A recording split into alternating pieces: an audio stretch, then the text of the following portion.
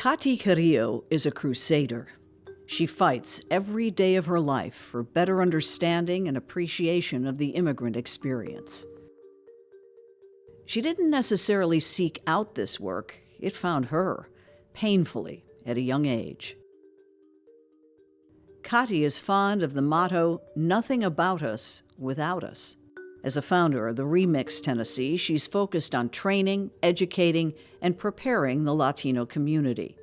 And preparedness has recently risen to the top of that list.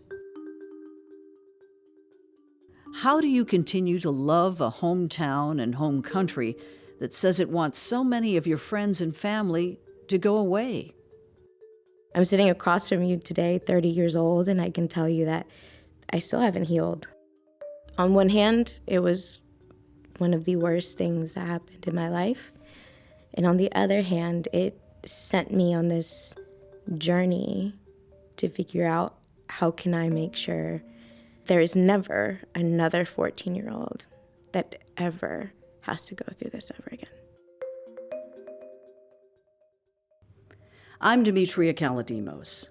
It's Banner and Company.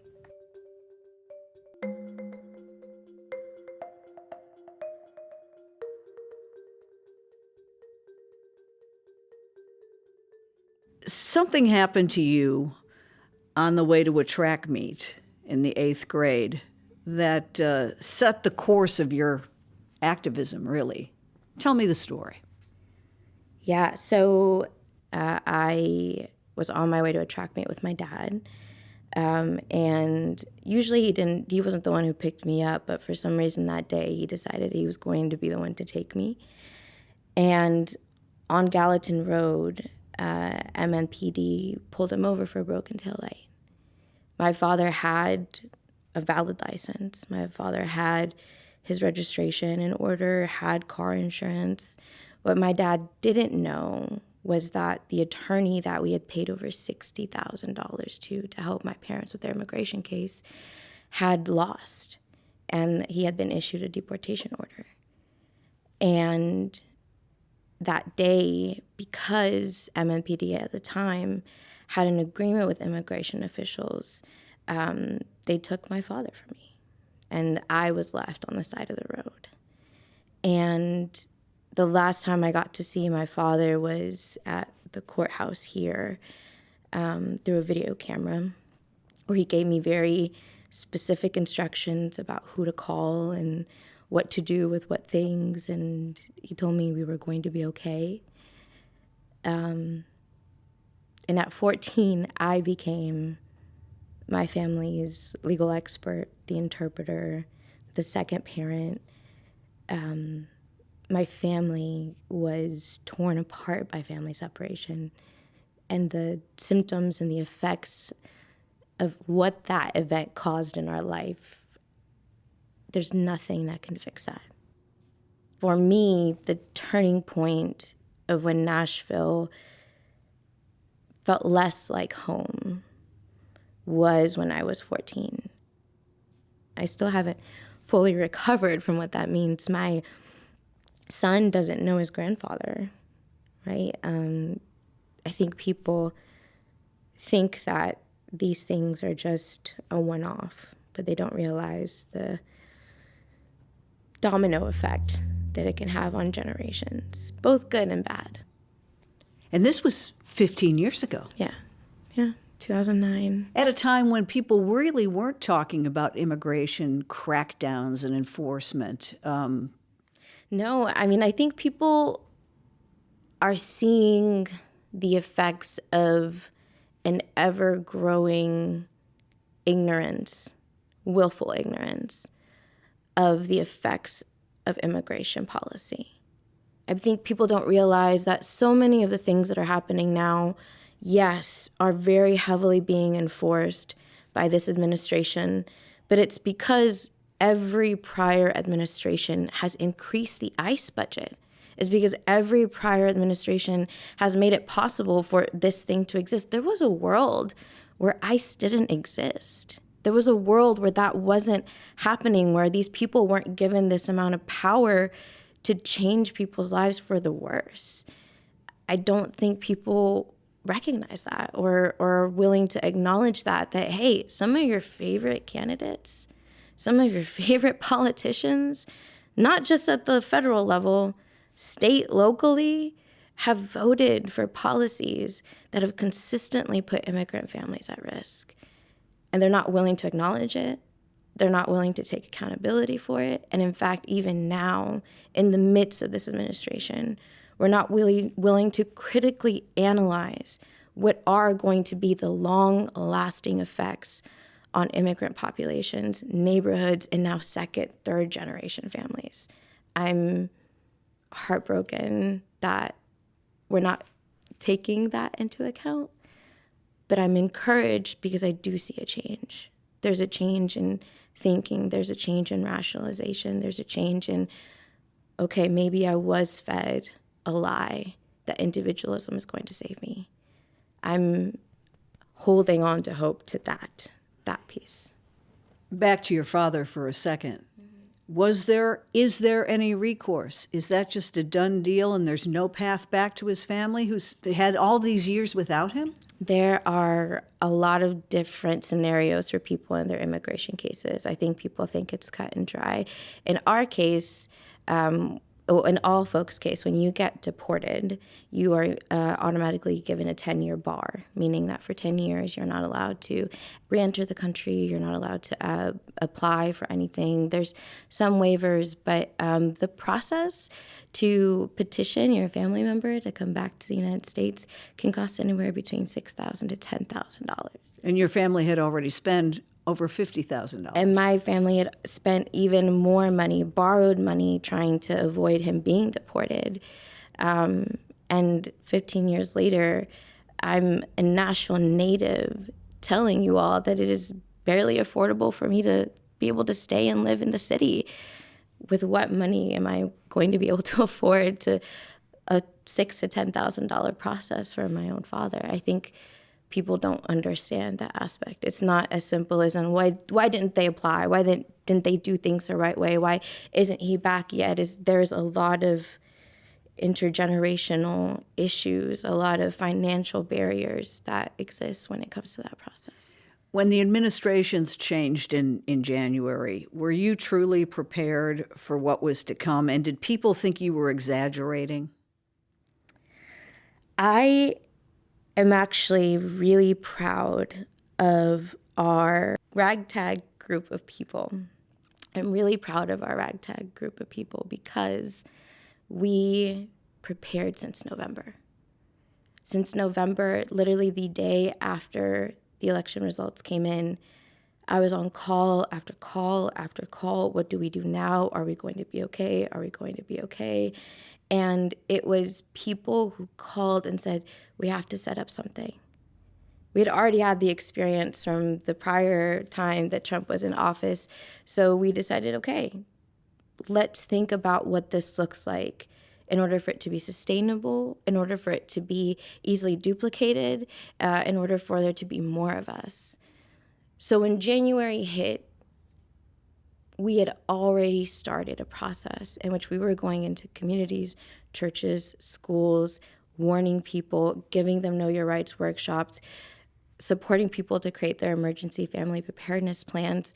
We've been doing all of that.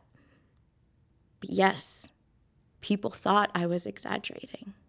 Yes, I had people tell me that happens elsewhere, not here. I had people say to my face, I don't think that it's going to be as bad as you think. People that I trusted, that I loved, Nashville leaders that I had a lot of confidence in. And even to this day, there are people who are in progressive politics that say the immigration issue will disappear.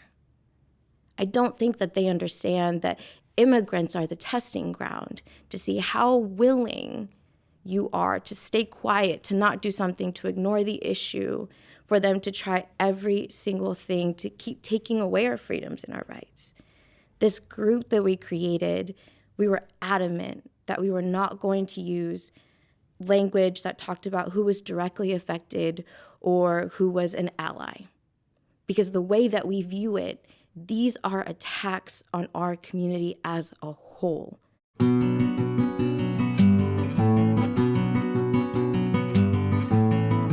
It's Banner and Company. I'm Demetria Kalodimos. We'll be right back. Mom, Dad, you should shop Amazon for back to school and save some money. See, I'm currently obsessed with superheroes and need all the superhero stuff. Superhero lunchbox, superhero backpack. But next year, it'll be something else. Maybe dinosaurs? I don't know. I'm not a fortune teller. But I can tell you not to spend a fortune and shop low prices for school on Amazon. Okay, good chat. Amazon. Spend less, smile more. Now, you mentioned you're a Nashville native. Yeah, so I was born in General Hospital. I grew up in Madison, Tennessee, and my parents, who are Peruvian immigrants, picked Nashville over Miami. Really? I joke all the time I could have been a Miami girl. My mom describes Nashville and coming to the space as just being overwhelmed by how beautiful the green spaces were, how many trees there were, and all of the parks that she got to see. And they fell in love with Nashville. There was a Peruvian community here that received them, and we made this city our home. And so there are buildings in Nashville that my dad has helped construct that when I drive by them, I know that they're his. There are office spaces and places that I helped my mom clean that when I drive by them, I remember my job was to refill the trash bags. Most of our listeners by now know what happened in early May, the concentrated ice sting, the first. Do you anticipate there will be more? And how did ReMIX, your group, react? And were you prepared for that? We were, I don't think you can ever prepare for trauma. I don't think you can ever prepare for that level of danger. It's a lack of safety that is ingrained in our bodies till now. We have been preparing for this since 2019. We had set up a hotline, we practiced. Music City Migra Watch became a thing. It was a thing that we'd been promoting since November, was this hotline where you could call in and let folks know what was going on in the neighborhoods. Were people scared to call in? No, because we made it a community resource, and it's anonymous. It's an anonymous report line. You don't have to give us any information. What we ask for at the time was pictures or photos and just a direct, like a exact location, what time folks saw it. A lot of the work that we'd been doing beforehand was like dispelling rumors. Mm-hmm. So people would send us a picture of a sheriff or a police officer, or even the fire department, and say, "I'm scared. What is this?" And so a lot of it early stages was educational. Yeah. It was letting people know, no, this is what this is. No, this is what that is. And so the hotline was set up. We'd already had practice about how, how people can report and how we were able to disseminate information. So when that happened, we felt prepared, but we were also really scared because we knew that the question wasn't of when we lose or if we lose people. It's about like when we lose people. And we know that there's going to be some form of more coming because Christine Nome said so in the press conference she had here in Nashville. We've increased the ICE budget by billions of dollars. We know that Tennessee has passed the law to create its own Bureau of Homeland Investigation. And so we know more is coming. We know that that's going to happen, but that doesn't mean we're going anywhere. That doesn't mean we're going to give up this fight. Are we tired? Yes. But our community deserves safety, deserves to feel okay. I don't think people recognize that there was a night during those raids where a rumor spread that ICE was on Broadway, and we watched those kitchens close like that. Every kitchen that closed. You don't understand, Nashvillians don't understand the construction industry, of the domestic workers industry, but it's like the service industry as well. What would Broadway be without immigrant workers? What is the tourism industry of Nashville? What brings all of the money into the city without immigrant workers?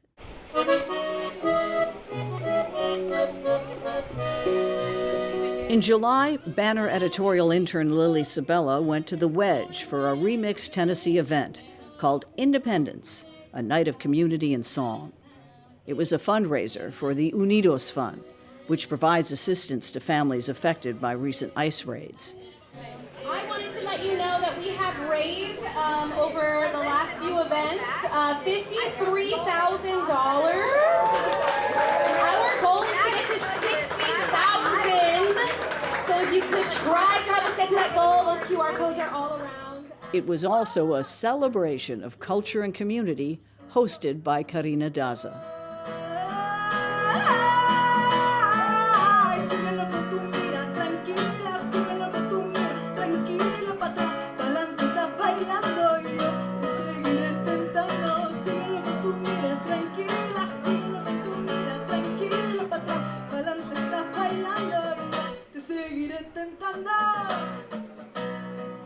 What would Broadway be without immigrant workers?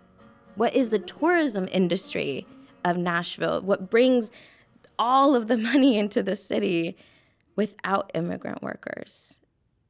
And I don't think people understand, like, this is the process. We're not just fighting for our neighbors. We're not just fighting for our neighbors. We are literally fighting for the well-being of our state, whether city leaders want to understand that or not.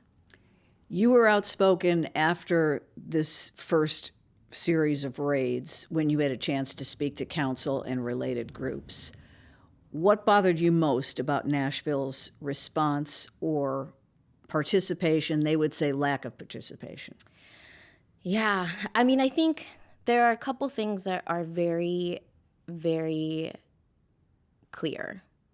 One is someone in Metro Nashville knew that this was going to happen. Multiple people within the mayoral administration, multiple people in the list of folks that make decisions knew that community members had been asking, not for policies, not for laws, not for resolutions, literally for protocols about what to do if this were to happen in our city. And we were all continuously ignored. There are some of us who made personal appeals to city leadership, asking them to understand, hey, this is coming, and we were ignored. And so my issue that day, I think I've seen that video circulating a lot.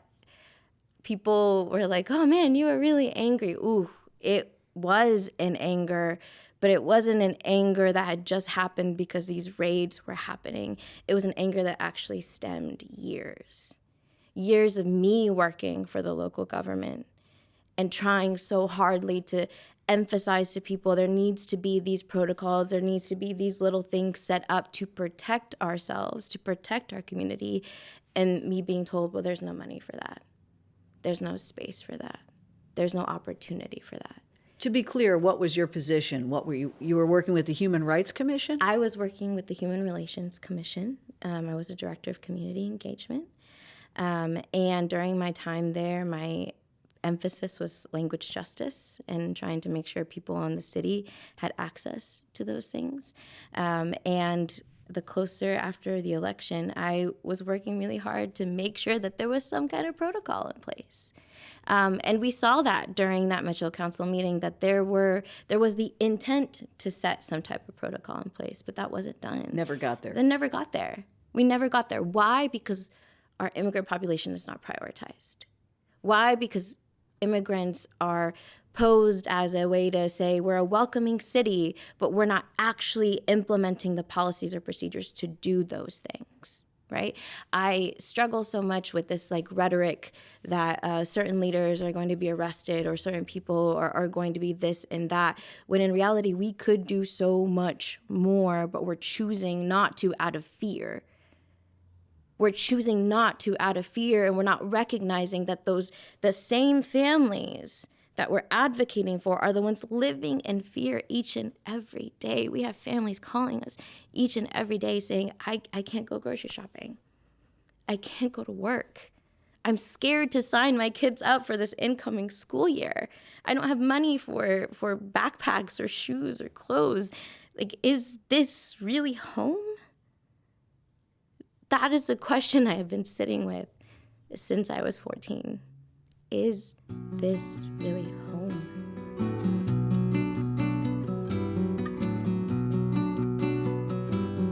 It's Banner and Company.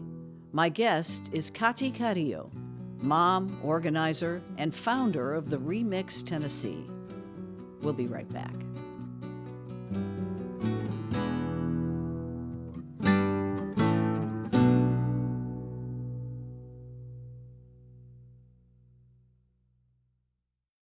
Home right now feels like it's saving its own skin. Home right now feels like we're going to prioritize transit, but not those who ride transit. We're going to build affordable housing units, but we're not going to put in sidewalks in the places that people really need them.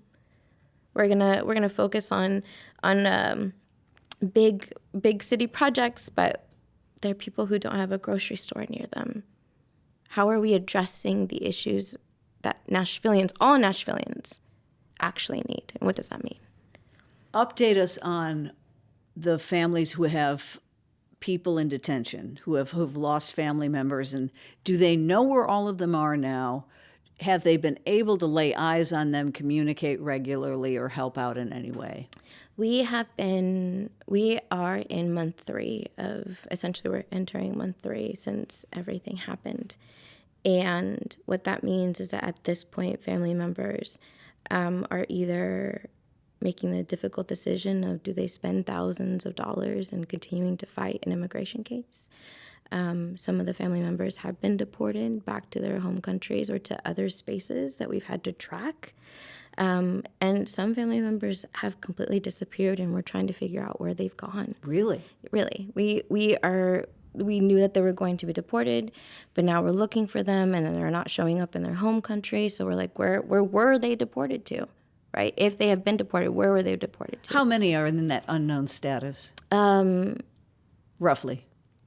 I would say a handful at this moment, a handful that we know of, right? And I think that that's the other aspect too, is that there are not enough resources in the city to handle all of the emergencies, because it's still happening. People think, oh, this was a one-time thing and it's over. No, it's still happening. These vehicles, these people are still going door to door and looking up folks in different spaces. We hear it all the time. We're still getting those reports. There's still new families that are coming to us asking for that support. So I think we're going to see more and more of that happen as time goes by. We're a couple of weeks from school beginning. Are you especially worried about new kids going into school? I'm worried about their parents, because MNPS has done an incredible job of creating a protocol and creating a structure. And we've worked with over 29 schools in primarily the Latinx immigrant area to be able to train them on how to create safety plans within themselves as well. What would that entail? For schools, it really looks like, what does it look like to designate one person that's the person who's a decision maker if ICE were to show up, right? MNPS has already outlined their protocol that if for some reason an agent were to show up at a school, they need to be redirected to the main office, which is absolutely true. Oftentimes when ICE agents come to public schools, they're not coming for information. They're coming to cause intimidation. If they really wanted information, they could go somewhere else, right? But I think I'm worried about their parents. I'm worried about these students' parents, about what it would look like if one day mom doesn't come pick a kid up at school, or what does it look like if you're at a bus stop, or what does it look like if you're walking to drop your kid off at school. I think that's what parents are fearful of. But we've also seen community create incredible mutual aid options of how they're supporting each other. That has been the impactful aspect of this work, is that the places where our local government should have stepped up, the places where larger organizations and NGOs should have stepped up, people are doing it for themselves. And they're figuring out the ways to make sure that we stay safe. I'm excited about that. Music City Migra Watch has become its own independent collective that is running and wonderful, and they've got goals and want to continue supporting the community. And our families are finding ways to support each other. Some of them are moving in together. Some of them are hosting dinners where they all cook and provide for each other. So they have food throughout the week. And as far as the ReMIX Tennessee goes, we set out on a mission to make sure that this information, whatever we did, was accessible to everyone. We have seen this not just happen here in Nashville, but we've been able to send support and templates and trainings over to Memphis, to Knoxville, to Chattanooga. That was our goal, was to create more of us. And at every community meeting that we've had, we have realized there's more of us. There are some of us who are tired, so we'll be taking a step back. But we're encouraged because we know that there are so many more people who are going to be stepping up. I know that ReMIX did a bystander training. Can you give me just a couple quick bullet points for bystanders? So bystander training really consists of what it means to be a neighbor in the time of, in this time where like federal agents assume that they have authority over everything and are really violating people's rights. And so it's very closely tied to the red cards that we distribute.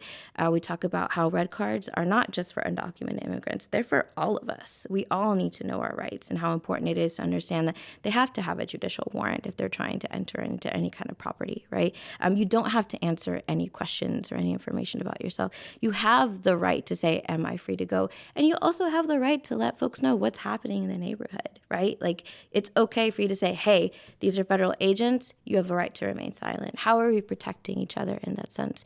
And what does our faith, right? I don't think we can talk about the immigration issue without including faith and spirituality in the conversation, because we're in Tennessee, we're in the Bible Belt, right?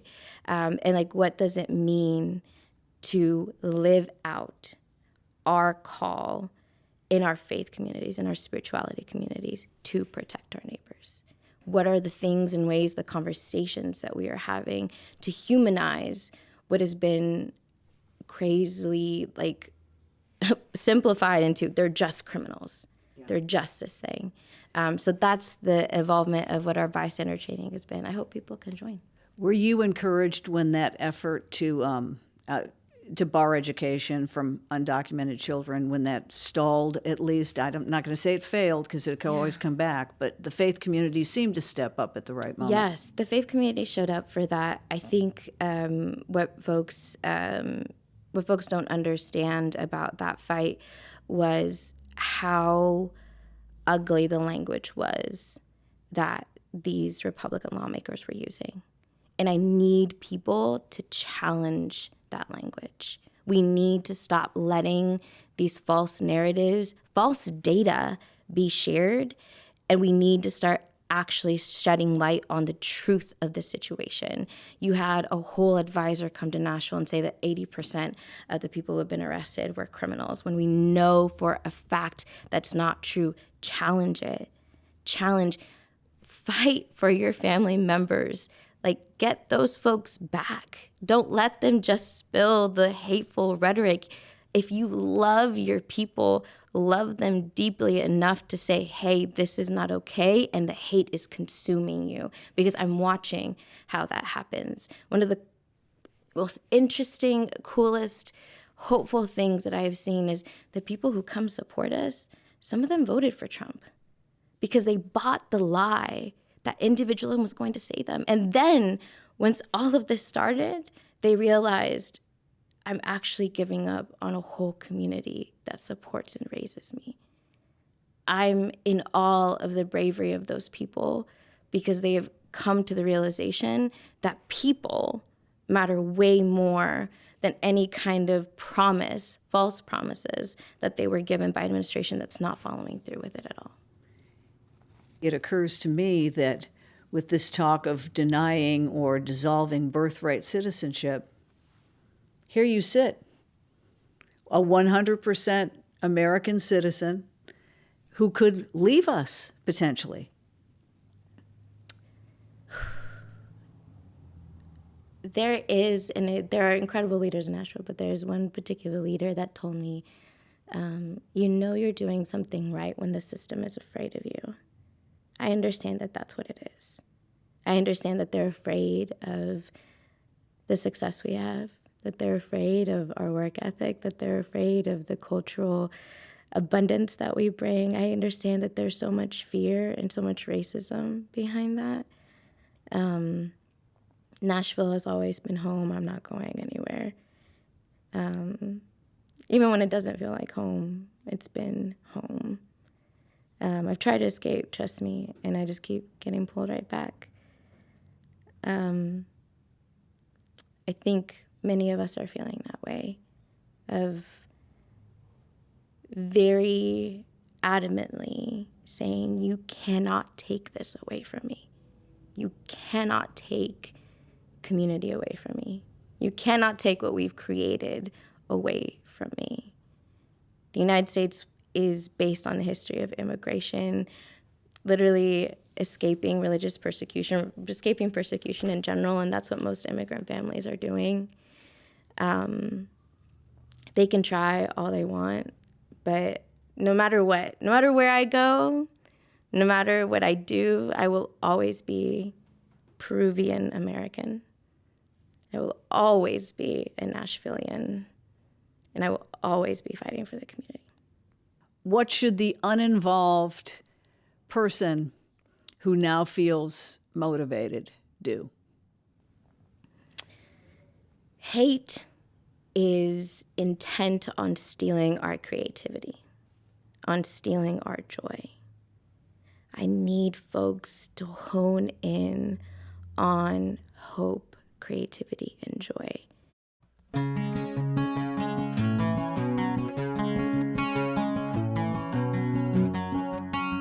Banner & Company is a production of the new Nashville Banner. This episode was produced by Lilly Sabella, edited and mixed by me, with additional production support from Steve Haruch. The original music is by Verlin Thompson.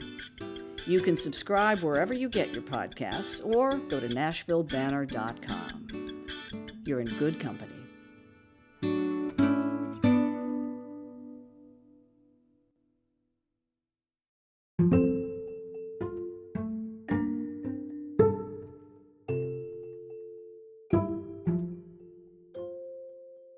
We do our last question. Okay. You draw it from the fishbowl. Okay. From Leon Alligood. What's the best small town in Tennessee you've ever visited? Ooh. I'm going to go with McMinnville, Tennessee. I am, because it's close to Cookeville too, but I am obsessed with like Southern food, like Southern United States food, and I don't think I've ever had a better ham, better mashed potatoes, or better potato casserole than McMinnville, Tennessee. So McMinnville, Tennessee, for all of the ways in which you are, I still love you.